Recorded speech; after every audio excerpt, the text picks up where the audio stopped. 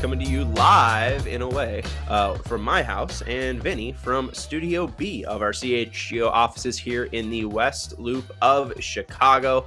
I'm Sean Anderson. You can follow me at Sean_W_Anderson. That's Vinnie Duber. You can follow him at Vinnie Duber. He's our CHGO White Sox beat writer. You could read his latest piece up at ALLCITY.com about the huge, massive free agent signing of Tim Hill and Martin Maldonado. It's been a busy week for the White Sox. Hi, Vinny.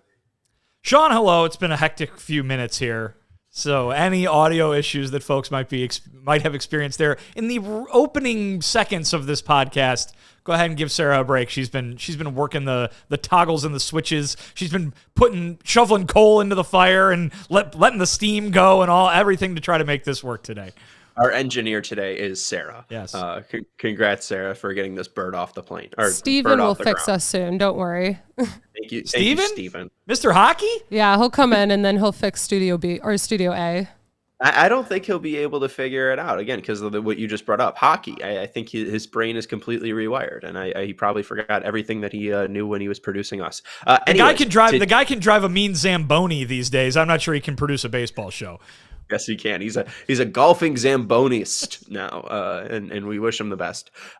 We are going to talk about New Year's resolutions because this is our last show until 2024. Our next show is going to be on January 2nd, 2024 at 3:30. Time's not going to change, so make sure you tune in then. But we're going to give some New Year's resolutions because we won't be able to do that on the 2nd, I think, because it would already be the 24th or 2024. So we'll do it now.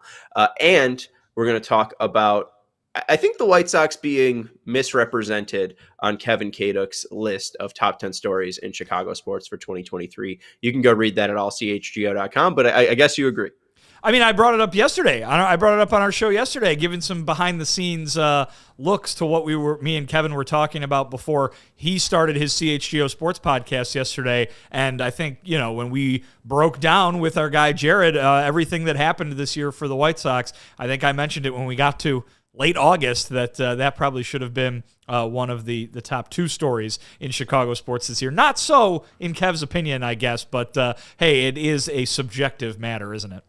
Well, and also, I mean, number 7, Dick Butkus and Bobby Hull dying, completely missing out on Frank Thomas, White Sox legend Frank Thomas, who passed away. Oh, wait, no, never mind. That was a different Frank Thomas. That was other Frank Thomas.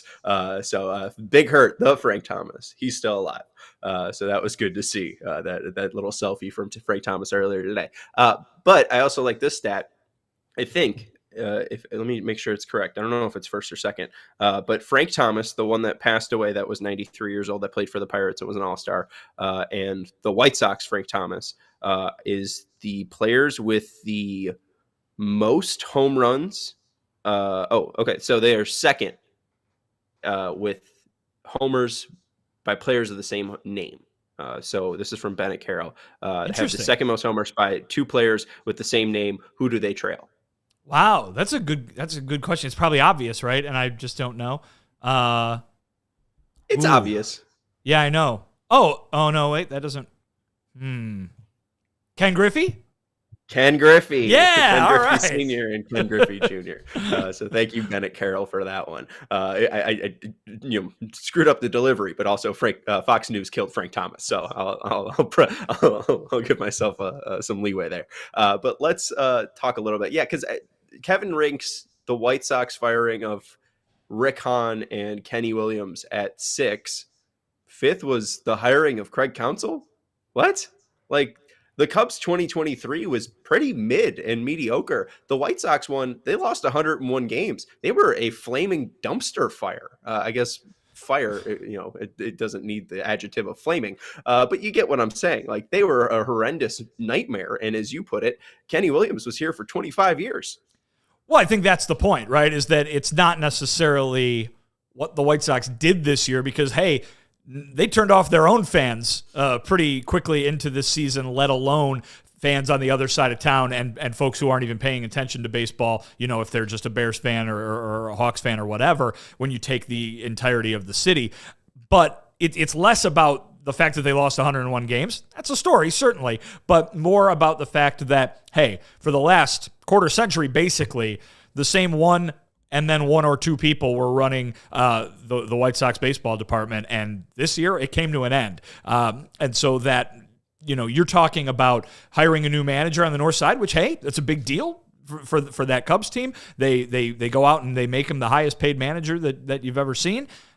Big deal for sure. But here's what I'll ask. How many times have the Cubs hired a new manager since Kenny Williams has been running the White Sox, right? I mean, like, and the White Sox hiring new managers too. Any other team hiring new managers. It's not necessarily a revolutionary thing to have a new person take over in the dugout for any Major League Baseball team. And for most Major League Baseball teams, it's not necessarily a revolutionary thing to have somebody step in as a new general manager or other person at the top of the baseball department. For the White Sox, it is. I mean, we're talking about 20 plus years in which those one or two guys were in charge. This was seismic. And given the much publicized lack of success or lack of excitement with all of the teams in town, if you're going to talk about what was the biggest deal in terms of changing in the present and for the future, I still think Connor Bedard coming to the Blackhawks is probably number one, but I would go ahead and put Kenny Williams and Rick Hahn leaving the White Sox or being removed from the White Sox right thereafter at number two. Yeah, and I didn't hate Kevin putting Justin Fields number one. I would have obviously been fine with Bedard as well. But, I mean, the Bears QB is always going to be number one in this town. It's going to be the easiest how many, thing. There you go. There's an even better question. How many Bears quarterbacks have we had since Kenny Williams took over the White Sox? Because that number is at least like 30. Well, I have the Cubs one pulled up. So, thankfully, Ken Williams was named GM in 2000. So the Cubs had a manager in 2000. He lasted in 2002. So can you go and name, I think it's 10. Every Cubs manager? So the guy that started in 2000 was the 52nd manager. Craig Counsell is the 62nd. I want to say that's 10 managers. There's been 10 managers, but it might be 11 if you count. I don't know. Interims. Yeah, I'll give it a go. So the guy that you've already referenced is Don Baylor, correct? There's 11, and yes, Don Baylor's one. Okay. Are you counting interims? Because Bruce Kim would be next. Bruce Kim gets counted, but there is one guy that had one game. Well, that I don't remember. Maybe okay. Renee Latchman. Okay, I don't remember Renee Latchman. I'm sorry. Then Dusty Baker. One game. I'll give you some grace. Dusty Baker is after Bruce Kim. Yes, correct. Then it would be Lou Piniella. Lou Piniella. Right. Then Mike Quaddy. Yes. Is it Quaid? Quaddy.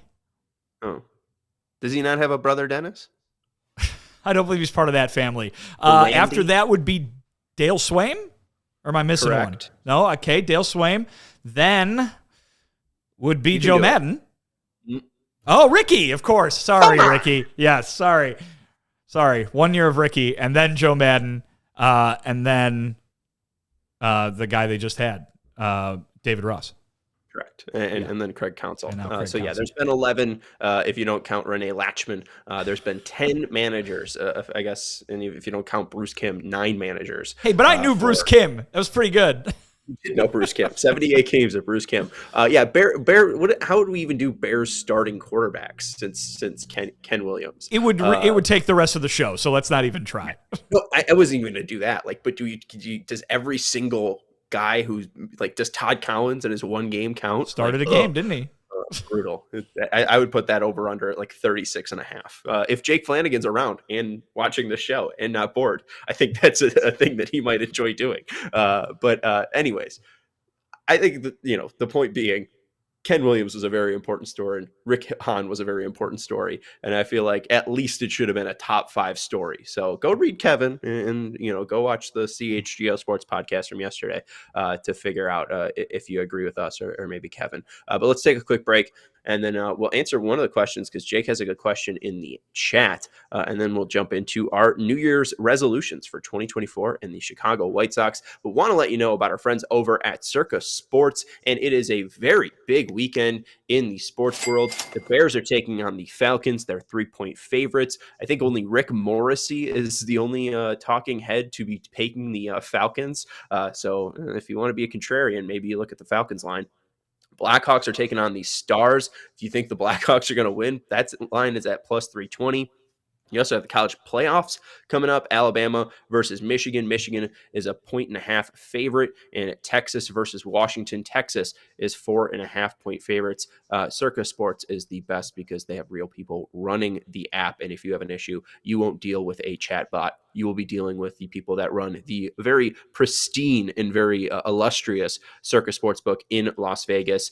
They run all the aspects of the app and the sportsbook at CIRCA Resort and Casino in Las Vegas. So download the CIRCA Sports Illinois app. They are the world's largest sportsbook. You can have it at your fingertips over at circasports.com/Illinois-app. That's circasports.com/Illinois-app to sign up today. Also be on the lookout for CIRCA events, watch parties, and tailgates because since they're from Vegas, they know how to throw a party. If you or somebody may have a problem with gambling, call 1-800-GAMBLER, 1-800-426-2537. Text GMB 833-234 or visit areyourreallywinning.com. And we want to let you know about our friends over at Midtown Athletic Club. Vinny, it doesn't get easier than this when we are talking about New Year's resolutions. What is the most common New Year's resolution? Lose weight. Gaining weight. Lose weight. Work out, maybe just have some more self-pride in yourself, and Midtown Athletic Club can help you reach that with their 4 Chicagoland locations, one in Palatine in the northwest suburbs, one in Bannockburn in the northwest shore, in the North Shore. I combined the northwest suburbs and the North Shore, Bannockburn in the North Shore, Willowbrook in the southwest suburbs, and the Midtown Athletic Club and Hotel in the middle of Bucktown in Lincoln Park. And Midtown Palatine has launched a multi-million-dollar transformation of the club, which will be complete in early 2024. You can lock in a favorable rate right now before the end of the year. You got a couple more days, and honestly, since it's a Friday, you better call now.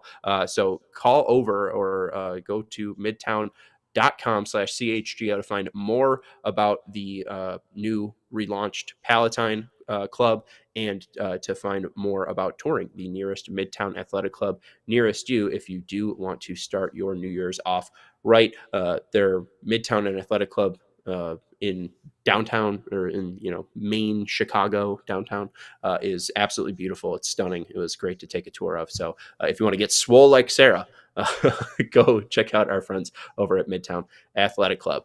All right, Vinny. So I have 2 White Sox specific resolutions. I don't know how many you have. I have more team specific resolutions. Do you have any player ones?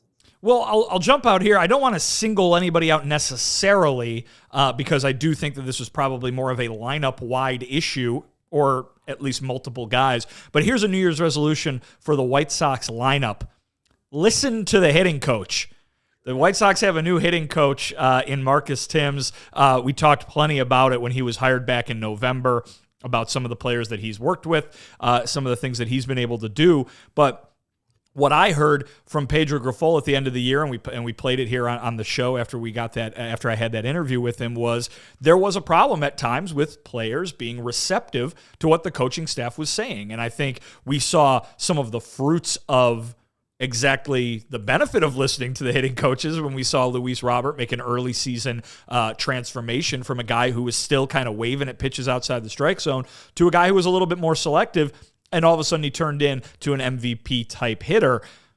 There are guys in this lineup who have plenty of talent. Eloy Jimenez, Yoan Moncada, Andrew Vaughn. We've seen Andrew Benintendi put together plenty of nice seasons in the past, but they've got to go up there and not lean on, hey, I know what I'm doing. I've been here. I got to the major leagues. I'm a Major League Baseball player. I know how to hit, because the last few years, there has been a tremendous lack of consistency in that department from so many of those hitters. So whether it's guys who are coming into this organization for the first time looking to bounce back, like a Paul DeYoung, maybe a guy who, Nicky Lopez, who has great defensive reputation but room for improvement offensively, or these guys who have just not been able to reach that potential so far.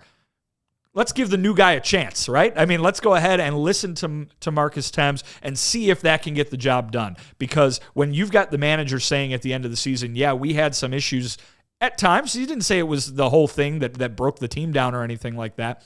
But when we've had some issues at times with guys not being receptive to what the hitting coaches are saying, and then the hitting coach gets fired, you wonder if it's maybe the hitting coach's fault, right? And so bring in this new guy, give them a chance, listen to them, and if they do that, maybe that's a key. Maybe that is a pathway toward Eloy Jimenez, Yoan Moncada, Andrew Vaughn, living up to that potential. Maybe it is a key to Luis Robert Jr. going even a step higher than he did last year. And I think what we've seen maybe is a little bit lack of willingness to do that over the last couple of years. We've talked over and over again about the inconsistency at manager for this team since, Rick Renneria was let go. How about the inconsistency at hitting coach as well? Again, that's more a little bit part of the job description that happens on teams across the league. But here the White Sox have yet another hitting coach.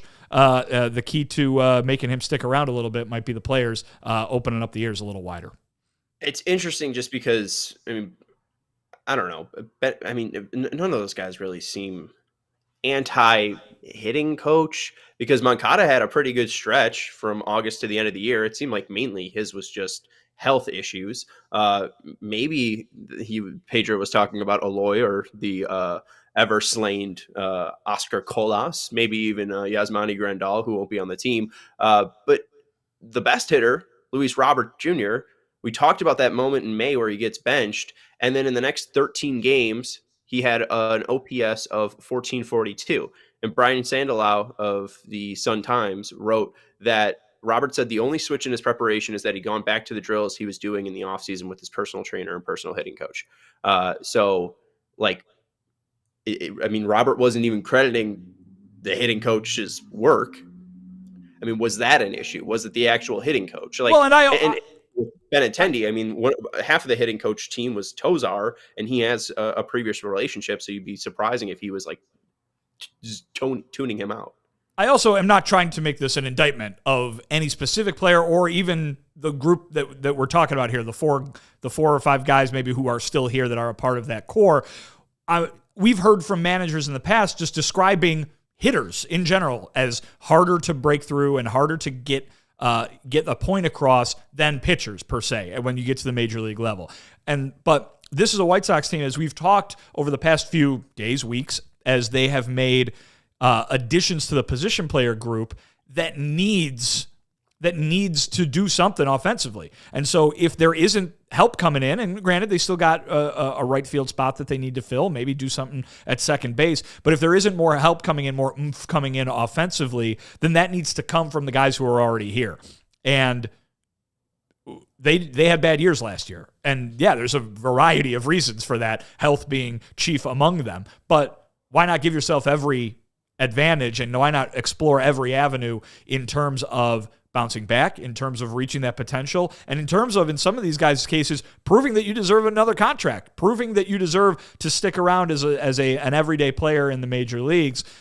If they can approach things with an open mind and approach things in a way where they're going to be able to take advantage of the guy that their boss, Chris Getz, just hired and brought in to provide something new to this offense, then you could see a different looking White Sox offense and a different looking approach maybe from individual guys in 2024. If you're talking about a New Year's resolution, that to me would seem to be an easy one. Don't fall back. Again, I'm not talking about a specific guy. I'm talking about a major league hitter. Don't fall back on that habit of saying, all right, thanks, buddy, but I hit my way to the major leagues. Go ahead and remind yourself, I should listen to this guy and see what he's got to say, because the coaching staff comes under a ton of heat every year from fans when things don't go right.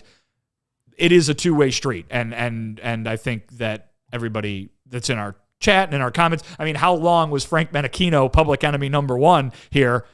Again, it's a two-way street. He could be saying all the right things. The guy's got to listen. Right, absolutely. And too, I mean, we see that Getz has put a focus on guys with former major league experience. Obviously, Menachino had that, but I don't think Jorge Castro had major league experience. Maybe guys that could relate to the struggles of being a hitter and having to deal with, success in only 2 out of 10 times or 3 out of 10 times. And what else we've seen so far from Chris Getz, and something that I just want is somebody who's going to be watching this team for another 162 games. Bruce Levine had that weird quote where it's like Pedro Grifol, they might lose 96 games, but it's gonna just be prettier. Okay, like I'll take it, I guess. Let's focus on the fundamentals. Here's some ugly stats that will make you cringe, maybe even throw up. Just things that I don't want to see again. They were 30th in on base percentage. They were tied for 7th in most errors. They had the most stolen bases allowed, 170 stolen bases allowed. The Nats were in second place with 160. Only 2 teams in the 2000s had worse seasons with allowing stolen bases. The 2007 San Diego Padres, who allowed 189, and the 2001 Boston Red Sox, who allowed 223. So the Sox had the third worst or third most stolen bases allowed in the 2000s last season. Their stolen base percentage was 10th worst in Major League history. That's bad. With 82.93%. It was the fifth highest stolen base percentage in 2023. So even though it was the 10th worst, there were 4 other teams above them in that ranking with the new changes to pickoffs allowed and wider bases. The 2023 Dodgers were worse and allowed more than 82.93 success rate to runners. The Nationals were higher, the Guardians were higher, and the Mets were higher.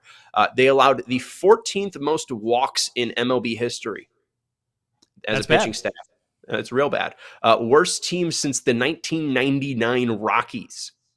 So nearly the worst season in about 24 years.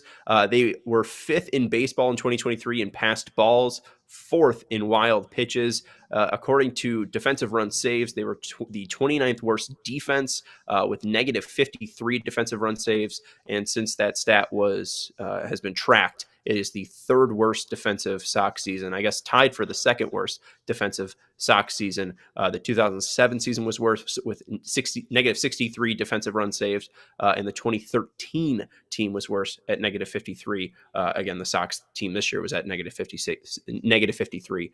So they tied the 2013 team. And as Matt from Oakland saying, if he's not mistaken, Thames helped Judge cut back on his Ks. The biggest thing that Marcus Thames needs to focus on, the biggest thing that those hitters need to listen to is let's cut down the whiffs. 7th in baseball in total whiffs and 3rd highest whiff percentage. So let's make more contact. Let's get on base. Let's make these pitchers work more, and let's get to bullpens quicker so that these teams can be more tired, and maybe the Sox can force the errors that we see them making all the time.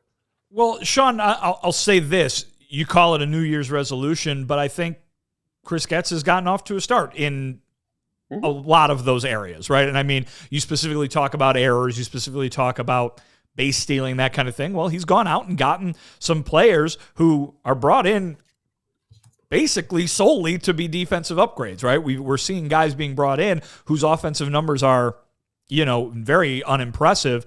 But hey, the defensive reputation is there, and that's what Chris Getz was trying to do. You see it at shortstop, at second base, and particularly at catcher, where there's been 2 new additions made, veteran guys with good defensive reputations. So you would like to imagine that they are on their way to playing a more fundamental game in 2024. That being said, though, as I mentioned when I was running through the hitters, there's a lot of guys in the field who were there last year for that same kind of thing. I think that the focus is going to continue to be for Chris Getz as the offseason goes on improving defensively, improving fundamentally. And that was a thing that Pedro Grifol spent a lot of time talking about when he addressed us at the winter meetings down in Nashville. So I really think that it is a priority, not just up in the front office, but also down in the dugout with Pedro Grifol. I think you will see a team play differently than it did last year. Does that mean it will play vastly better? I don't know, but certainly the intent is to have this team play a much different style of baseball and one that doesn't look quite as ugly as you mentioned. Yeah, hey, I mean they can lose as many games as they want. Just make it prettier, right? Let's just make less mistakes. Let's just maybe, have more competitiveness and spirit and energy and competitiveness. I don't know if I mentioned that. Competitive. You did. A team that would be competitive would be nice. Yeah, okay. Real quick on that note, let's answer Jake Wrench's question in the comments. Will the Sox have a better season than the Pistons in 2024? Vinny, are you watching the NBA? No, The Pistons have lost 28 straight games. that seems hard to do. Well, it is 28 straight games. It is the longest in NBA history. That's 34% of their season. Well, And you get a thank you. little Mario sound for that. What's 34% of 162? Hold on, let me get my I got abacus you. out. No, I have. It was a 55 game losing streak. So I don't think the White Sox will lose 55 straight games. So no, they won't be as bad as the Pistons in 2024. I can guarantee it. Well, they won't do that consecutively, but I guess what will the Pistons' final record end up being? That I guess is more the question. What is their? How many wins do they currently have? Two. Two. Wow, they're that's 2 and bad. 29. 2-29. They haven't won a game since October. Weren't you supposed to have the number one pick last season when the big tall guy was the number one pick? Oh yeah, no, this is not intentional. They were up 66 to like 45 yesterday at halftime, and then the Celtics forced overtime, and then they couldn't even close it out in overtime. So no, the Pistons are just. I mean, the game before this, their number one pick prior to Wemby was Cade Cunningham, and he scored over 40 points, and they still lost. It's tough. It's brutal. And Mazman also. It sounds like chiming they in. really could use. It sounds like they really could use Joe Dumars and Lindsey Hunter back in action for them. I don't know how well those guys would do with their age, but hey, whatever. 2-29. 2-29. Let's take a break. We want to let you know about our friends over at ComEd because it's getting easier for businesses to switch to electric vehicles. I don't think it would help the Pistons, but it's something that we can all get behind for the health of the planet and for the well-being of all of us who share it. I mean, I'm no car guy. I'm no gearhead. But if you have an electric vehicle, do you have pistons? Yes, right? They're just electrically powered pistons. I Probably. Maybe? I don't know. I don't know. You could read the. I'm just saying it's possible that the electric tomorrow that we're all working toward would put the pistons out of business. But No, the electric cars do not use pistons. See? In a traditional internal combustion engine vehicle, pistons play a crucial role in the combustion process by moving up and down within cylinders, creating the necessary motion to power the vehicle. So they're going to need a new name. You don't need to combust it. They'll need a new team name here because, Sean. I mean, the Pirates aren't a thing anymore. Buccaneers aren't a thing anymore. But but they're not like, it's not like you would point, whatever. Sean. What Yankee do you know? What Viking do you know? Get out of here. We're Yankees.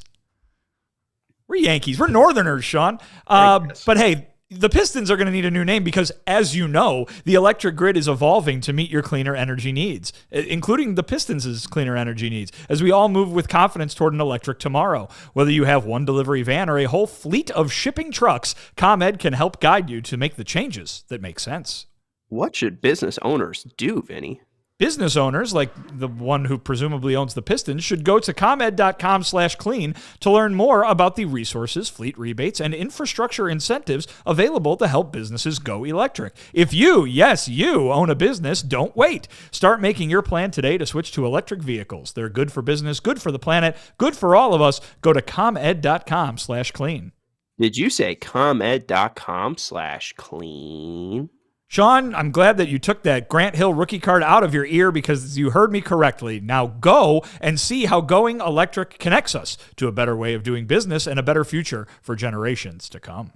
It was one of those weird ones. It was one of those real thin. It was like a thin rectangle Grant Hill rookie card. It was a very odd set, but they made it. All right, I have another resolution. I think it's something that we talked about yesterday. I'll jump into it. It's basically clarity from the front office. Have you ever heard the song Clarity from Kim Petras? No. Okay. Just like Kim Petras, I want clarity. What is Chris Getz doing? If it's not a rebuild, what is it? Right? It sure looks like a rebuild is kind of the point that we were making over this past week. And they have been active, but it's not really spending on anyone that's helping them for 2025. Maybe Eric Fetty, maybe. But even then, they might just trade him at the deadline. And still, they're shopping their stars. I mean, mainly the biggest story of this offseason is, will they trade Dylan Cease? That doesn't seem too uplifting for the 2025 outlook for this team. And again, I keep thinking that the door is maybe open for the elephant to walk right in.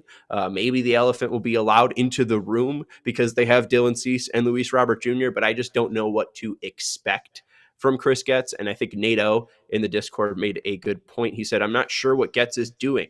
I don't see a long-term plan, and it looks like the short-term plan is reduce payroll. That isn't a knock on Getz. He hasn't even drafted yet. Reshaping an organization is not done overnight, and he doesn't talk to me every day about his vision for the organization, so I'm stuck reading tea leaves. I can say from what I see as of now, that Getz has no plan on competing in 2024, which was to be expected anyway. But again, clarity. And maybe Chris Getz, if you will not be setting expectations of winning the division, what are you setting expectations for? Is it growth, and is it cleaner play for the 2025 team? And maybe that cleaner play will receive additions in free agency or through trading of Dylan Cease. I just want clarity in the plan for Chris Getz, because he's been, under this job for 4 months now. I think he should have a better idea after, what was his quote in September? He still needs to look through everything. He still needs to go through all the levels. I think his preliminary search is done, and I would like to know what direction he sees this team going in 2024, because most people see them as a last place team in the worst division in baseball. I think that first of all, you're absolutely right. But I think that behind the scenes, Chris Getz knows what he's trying to do. Chris Getz has that plan. Right. It's just that we haven't heard the specifics of it, and he doesn't have to tell us, even though that would be nice. But and again, I get why they don't want to use the word rebuild. There's connotations in this very organization, in this very fan base, that if you dropped that word, it would be not good, not looked upon well. We'll put it that way. But as we've talked about over and over again, the moves that they've made so far point to not just a rebuild-like thing, but one that has yet to take the step of planning for the future. And again, I think he's planning for the future, but where is the move that helps them for the future? Where is the setting them up for future success, for that long-term success? Obviously, it never happened. That success never came from Rick Hahn's rebuild, but we saw boom, boom, boom, those trades, influx all this talent into the organization, and you could paint a picture of a team that was going to be maybe entirely homegrown and able to compete in the future. We can't do that right now with this White Sox team. Granted, the offseason is halfway over. There's still a month and a half before they report to camp down there in Arizona, but there's 2024 from a competitive standpoint on the field might be little more than wheel spinning or killing time. That whole classic rebuilding. This is going to be a rebuilding year, and then the next years are going to be better. But it doesn't mean that behind the scenes or off the major league field that has to be the case. There are moves that he can make this offseason that set them up for success. There are things that can happen in the minor leagues that can set them up for success. Those things haven't happened yet. And so rather than, or I should say in addition to, clarity that you're hoping is a New Year's resolution for Chris Getz, just make the moves that need to be made. If you're going for 2025, let's see that in action. If you're going for 2026, let's see that in action. Because right now we're just seeing, here's a placeholder here, here's a placeholder there, here's a guy who's going to come in and make a little bit of money and do a little bit of hitting. That we haven't seen the thing yet that sets them up down the road. Now, again, as we've talked about, the move that probably makes the most sense in that conversation is the trade of Dylan Cease or the trade of somebody else big that brings them back prospects. They don't have a lot of big guys to trade for prospects. That's just why we're focusing on Cease. But that move could still happen. And so that's why we're going to throw an asterisk on that. But yeah, I think you're right that we haven't seen that clarity or that movement yet from Getz's front office.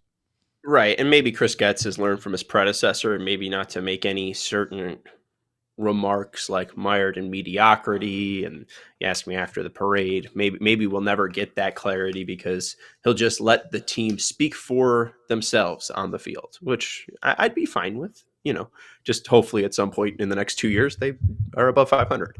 That'd be very nice. And to your point too, progression in the minor league system would be exciting. If Edgar Caro can deliver on a promising minor league season this year, if Colson Montgomery can deliver on a promising minor league year, if Brian Ramos, Noah Schultz, Nick Nastrini, right, if they can see true growth from their top prospects, and that's where maybe that clarity comes from, is wow, we see a lot of young guys that will be affecting the 2025 team.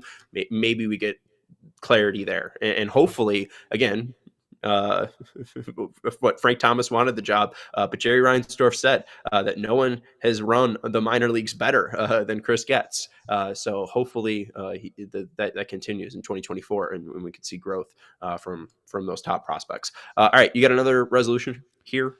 Yeah, you brought up a lot of the ugly stats when it came to getting on base for this team last year. We've got Mazman in the comments bringing up the fact that the walks were not good. That was on the pitching side last year. But on the hitting side, they were real bad too. Yoan Moncada, New Year's resolution for 2024, walk more. You know what I mean? I don't think we were thinking that we were ever going to see Tim Anderson evolve into a guy who walks a whole ton. And he didn't need to, because that's not his skill set. Luis Robert Jr., probably the same way. But you know what's part of Yoan Moncada's skill set is being able to walk. We've seen him walk over 80 times in a season before. He's a guy who has the ability to do that. Do it. And I think that, the whole adage that a walk's as good as a hit is definitely true. And this is a guy who has a lot of different things in his toolbox, but that's one thing that we have not seen a lot of from White Sox hitters in general. We were supposed to see it a lot from Yasmani Grandal. He didn't end up kind of playing enough to do that. Certainly that's been a problem for Yoan Moncada as well. But just in general, we've seen Yoan Moncada get away from that. If he can tap into that ability to walk, it doesn't really matter as much how well he's hitting in a certain moment. He can have, he doesn't have to be hitting all-star level from day one in order to have that all-star impact offensively, because he's somebody who can draw those walks on a regular basis. So if he can have that, approach once again, if he can figure out a way to draw walks and get to first base, it helps the team out in so many ways. And it also maybe, and it takes one of those guys off of Pedro Gaffol or Marcus Timms' kind of list of guys that they need to work with, because, hey, at least Yoan Moncada's walking. He's seeing the ball well. He's got the strike zone under far more control than we've seen him have it in the past. So that is something that can help him, can help the White Sox, and would be a big step in the right direction for both him and that lineup as a whole. Yeah, and I know, get your favorite spirit ready and right next to you, because you're about to take a shot, because I'm bringing up Andrew Benintendi. But just didn't even bring him up, folks. I didn't even bring him up. This is 100% Sean pulling him out of thin air. In the same vein, though, I mean, he is a better hitter, and he has shown higher career success when he walks more. 8.4 walk rate last year was the second worst of his career. 2021, it was at 6.7. That year, he had a 104 weighted runs created plus. In 2023, it was at 87. One of his worst career years is when he has a walk rate worse than 10. Basically, and anything lower than like 9.5 or worse, he is going to be basically an average hitter. So if he wants to turn things around, maybe it's not about hitting double-digit home runs, but it's about having an on-base percentage that's near 380. And again, just improving the contact of this team. Same for Andrew Vaughn. Again, I've always drooled over Vaughn's ability, especially in college, to have a 500 on-base percentage, right? Frank Minikino notably said, fuck the home run, let's hit 300. If Andrew Vaughn's hitting 300 and walking a lot more than he has, I think his walk rate last year was 5.9. His rookie year was 8.7. If he can get near that 9% to 12%, Andrew Vaughn's going to look like a completely different hitter. And if he can, have that type of walk rate with 25 homers, I think people would stop complaining about his hitting profile, because that would probably boost him to, a weighted runs created plus of 115 to 120, where he's a little bit more average for that position. So not only for Moncada, not only for Andrew Benintendi, not only for Andrew Vaughn, it'd be great for even Eloy to maybe show some of that. So let's pile it on. Let's see some better hitting in 2024. And on Benintendi specifically, the thing that you brought up there, it would be way more valuable for the White Sox for him to have a ridiculously high on-base percentage than it would for him to get double-digit home runs. I mean, honestly, this is a guy who could have a huge impact on this team, and with not hitting any home runs, and you continuing to make fun of him for not hitting any home runs. But if he's getting on base at that kind of clip, like you just brought up, make as much fun of him as you want. He'd be one of the more valuable hitters on the team, I would think. I want to stop. My resolution in 2024 is to stop making fun of players. If they stop stinking, I will shut up. If Andrew Benintendi is at least his career average, I will zip my lip and throw away the key. I just find it hilarious that Rick Hahn, they were in love with him at that draft, and they just needed to have him when he became a free agent. And I don't think that any team would have offered him that contract. Maybe I'm wrong. And hey, a New Year's resolution for this show in 2024, talk to Rick Hahn. I don't think it will happen. I don't think it's gonna, but that would be a legendary get. Jason Benetti addressed him leaving the White Sox. We haven't heard from Rick Hahn. We haven't heard from Ken Williams. If we can book those interviews, that would make my year. Good luck to you, I say, Sean. Good luck. Thank you. I'm gonna go. I don't know where Rick Hahn lives, but I'm gonna go just hang out in the Jules and Mariano's and just maybe see him and maybe hunt him down and say, "Hey, Rick, you want to come on my podcast?" And he'll probably, That sounds like a good way to get that done. Oh yeah, absolutely. Yeah, that's probably the easiest way to go with that. All right. I think my final resolution is let's appreciate the game. People want to see a game be played a certain way. People want starting pitchers to be brought back into Major League Baseball. People don't want the clock, right? The game is changing, and I think it's for the better. And I think they're working out some of the kinks. And my only issue with the pitch clock would be the seemingly increase of injuries for pitchers. But this game is changing, and I think it's for the better. And I think if we embrace the game by 2030, baseball is going to be a lot more popular than it is right now. I think that these are going to be truly seismic changes for baseball. And I think over the next, 6 years, we're going to see them pay off. And I think partly because of Shohei Ohtani and his superstar levels, but I do think that this product is getting better, even though it looks a lot different than, 1975, where, Vida Blue was going out and throwing 175 pitches, right? Like it's a different game, but it's still baseball. And I think a resolution for everyone is to enjoy it more. And I know it's tough to do that when watching the horrible, horrible Chicago White Sox. Sean must have had some conversations with some older family members over the holidays. This is why it's front of mind. Because I'll tell you this, it is better. I'm not quite sure what waiting we have to do. That was the seismic change that we saw in 2023, and it made the quality of the product, I thought, much more entertaining just from a keep it going standpoint. Because, listen, we love baseball. We are going to be happy. We were happy with baseball when it was 3.5 hours, even if we were grumbling, oh, that was 3.5 hours. We still liked that it was baseball. This is baseball. It's just ramped up a bit, and that's fine. You're still getting the same thing. The more major changes are going to go in and out of vogue as they always have over history. I remember during the COVID year, in 2020, before baseball came back, when I was working at NBC Sports, we showed the 2005 season. Every day there was a game on from the 2005 season. And it looked foreign to me Because guys were just swinging at the first pitch all the time. No one was walking. Everybody was just hitting ground balls, and nobody was striking out. It was crazy to see. And then, you compare it to now and what has been that transformation over the last 20 years. It's been, the emphasis on making pitchers work, the emphasis on taking all these pitches. You're going to walk, you're going to strike out. Who cares if you strike out as long as you walk or hit a home run? And it has become a totally different game. But guess what? Now they've made some rule changes, and now things are going to go back. We saw the team in the World Series this year. A team almost win the World Series this year by playing that small ballish style, right? By running all over the place and forcing the issue and playing in a way that isn't just throw a guy up at the plate and see how far he can hit it, and then wait for another home run a little bit later. But again, it's baseball. Every team plays 162 games a year. You're going to see everything over the course of the year, and you're going to see a bunch of stuff you haven't seen before. So I think you're right. I'm not sure who would be listening to this that you would need to scold about embracing the game, because I think we've got a bunch of baseball fans watching and people who know everything that I just said. But the thing that I always say is it's okay if it's not the NFL. It's okay if it's not the NBA. It's still baseball, and there's still a ton of baseball fans out there. I'm happy that we get to watch it on a regular basis, even if the team we're watching on a regular basis is not maybe playing the best version of it. I'm trying to find, and I don't know how. League and year.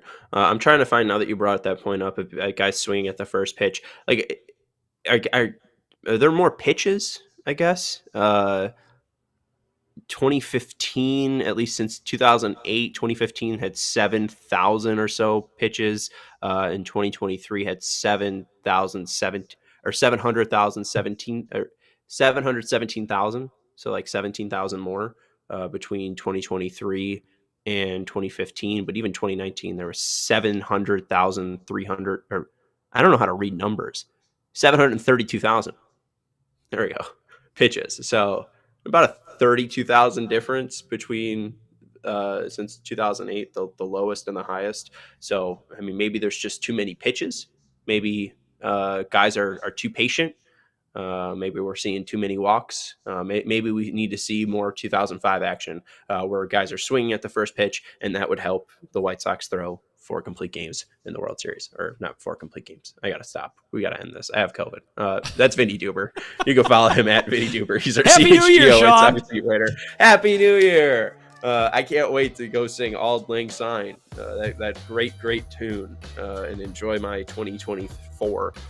That's Vinnie Duber. You can follow him at Vinnie Duber. He's our CHGO White Sox beat writer. Thank you to Sarah for producing the show. Thank you to everyone for hanging out with us, like Michael Clark, who said last place. Not in 2024, Michael. Not in 2024. It's only up from here. The elephant in the room is that the White Sox are going to win the division in 2024. All right, that's your final resolution. I'm Sean Anderson. You can follow me at Sean_W_Anderson. They're going to win by my delusion, Vinny. That's all. We'll talk to you in the new year. Goodbye. We all silly like the mayor.